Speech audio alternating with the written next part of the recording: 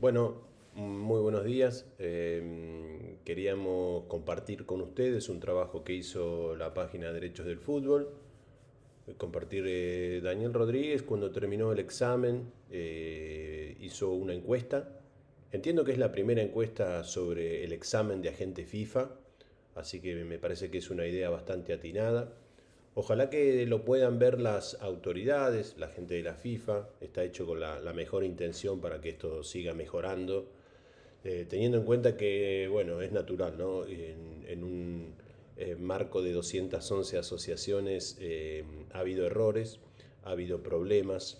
Entiendo que el problema central fue las personas que llegaron al examen y no lo pudieron rendir por alguna cuestión técnica, habían pagado la matrícula, habían hecho todo y resulta que por alguna cuestión que se desconoce no lo pudieron rendir y entonces la única solución era mandando un mail a FIFA.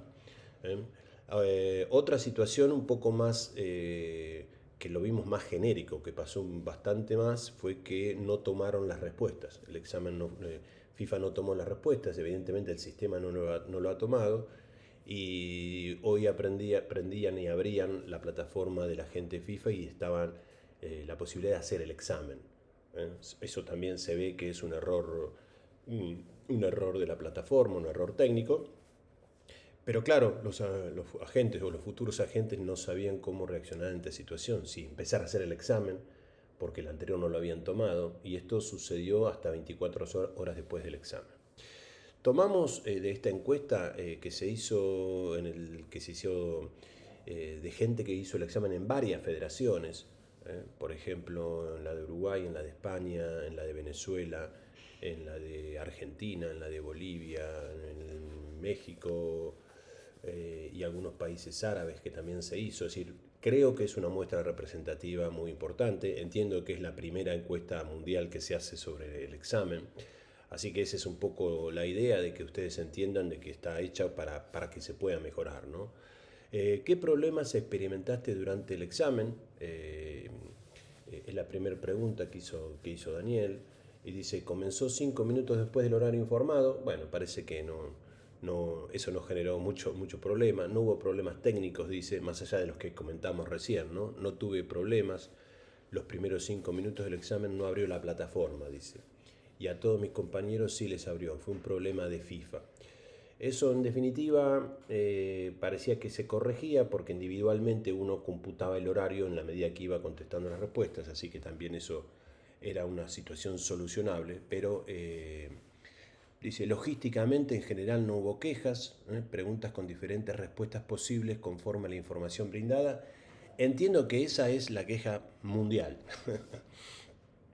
Esa creo que es la problemática que la gente está viendo, ¿no? Daría la impresión de que esa es como si fuera una intención eliminatoria. Esa es la sensación con la que se queda la gente que tiene una pregunta, tiene 2 o 3 posibilidades de respuesta y leyendo el material uno podría contestar una u otra prácticamente con el mismo sentido, sin embargo hay una sola respuesta posible.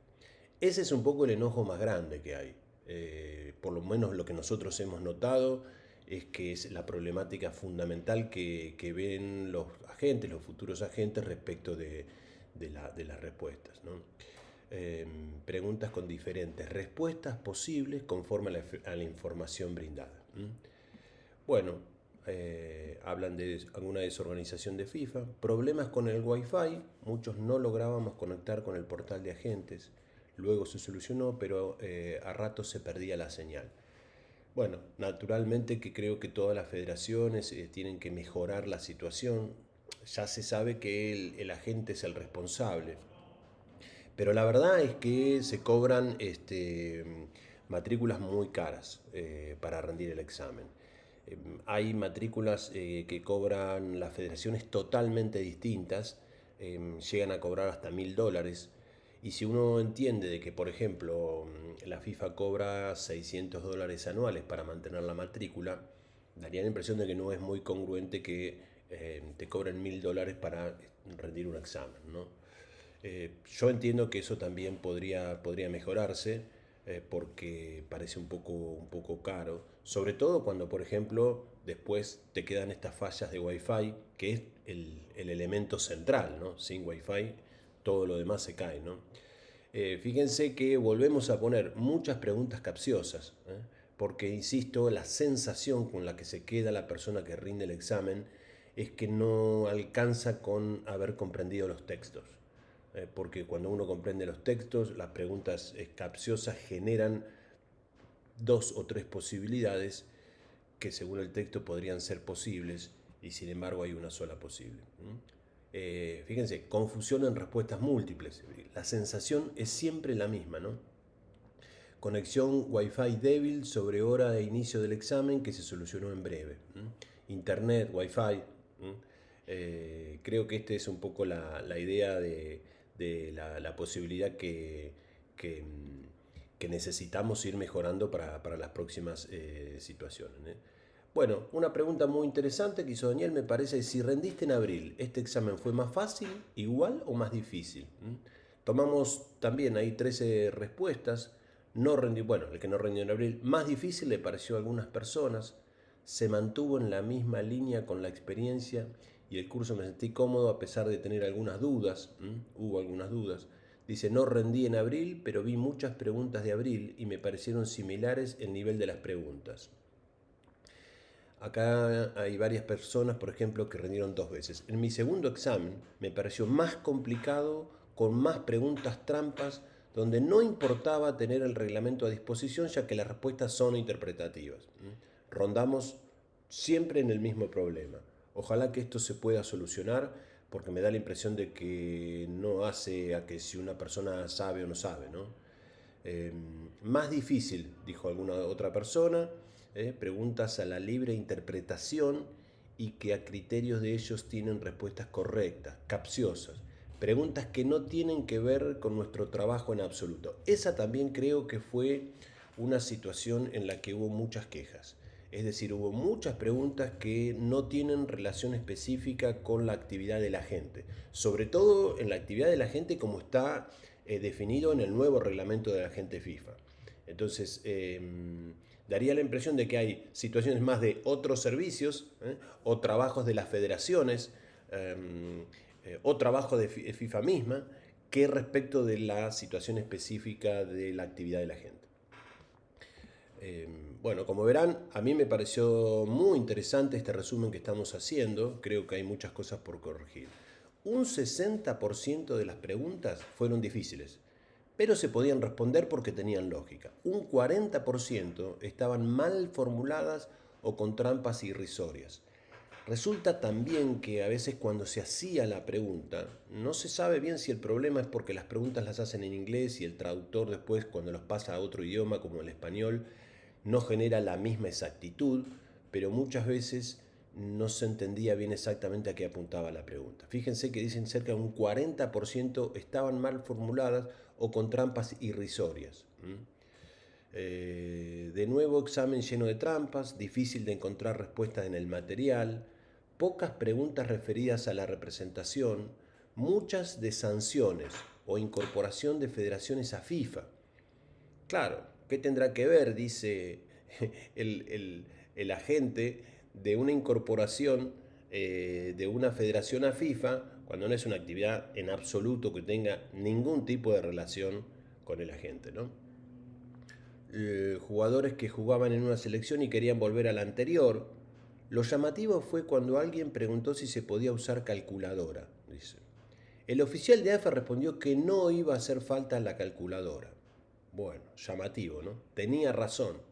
Ni una sola pregunta de cálculos de formación, solidaridad y pago de honorarios, que parecía que era el tema importante para FIFA, por lo menos respecto de abril. Ahora como que hay otras cosas que le importa a la FIFA para que la gente pase el examen.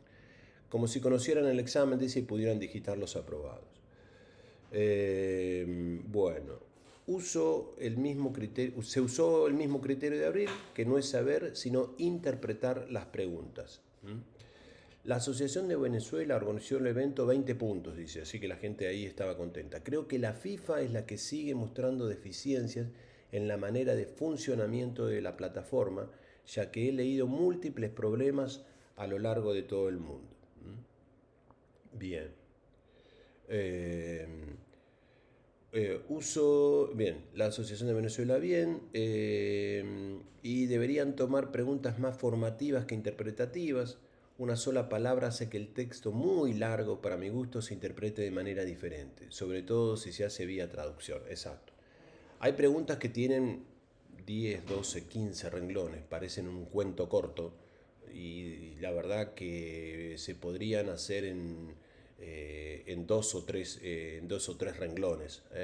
Sobre todo porque esas son las preguntas que llevan mucho tiempo de lectura. Y como el principal adversario del examen es el tiempo, entonces naturalmente se necesita ahí, en lo posible, para las futuras situaciones, preguntas más cortas.